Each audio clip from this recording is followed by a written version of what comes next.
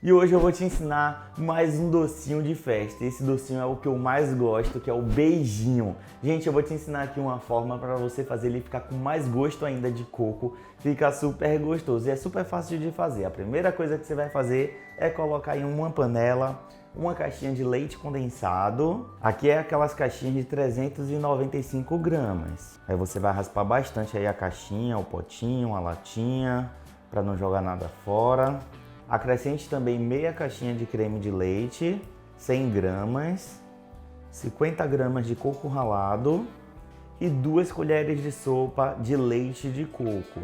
Aqui o leite de coco é opcional, mas vai por mim, coloca o leite de coco que ele vai ficar mais gostoso. Aqui você vai levar o fogo médio e vai ficar mexendo até ele engrossar. Eu vou mostrar para vocês o ponto exato para você fazer aí sem errar. E não esquece, clica no gostei.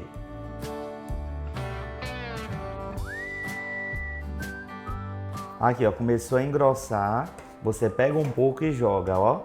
Formou um morrinho e ele se desfez lentamente, esse é o ponto de brigadeiro de colher. Caso você queira fazer um recheio, ele é perfeito, tá bom? Mas aqui pro ponto de enrolar ainda não é esse, você vai continuar mexendo mais um pouco. Dá uma olhada aí embaixo, vê se você tá inscrito aqui no canal, se não tiver, eu vou te convidar a se inscrever. Aqui tem receita nova todos os dias pra gente, tá bom?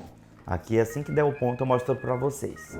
Aqui, ó, quando ficar nessa consistência, que solta do fundo da panela, dessa forma, você desliga o fogo. Olha como tá aqui. Agora você coloca em uma travessa, em um pratinho, para esperar ficar em temperatura ambiente. Aí você cobre com plástico filme e espera ficar em temperatura ambiente. Aqui, ó, ficou em temperatura ambiente, você pega um pouquinho de manteiga, passa na colher e passa um pouquinho de manteiga ou margarina nas suas mãos. Aí você vai pegar um pouquinho da massinha, pega mais um pouco, vai fazer uma bolinha e vai passar no açúcar ou no coco ralado, que eu estou passando no coco ralado. E aqui o coco ralado que eu estou utilizando é esse maiorzinho, uma lasca de coco, que em minha opinião fica mais bonitinho. E já comenta aí embaixo qual é o docinho de festa que você mais gosta. O que eu mais gosto é esse aqui, principalmente quando tem cravo. Aí eu vou pegar um cravinho e colocar aqui na parte de cima.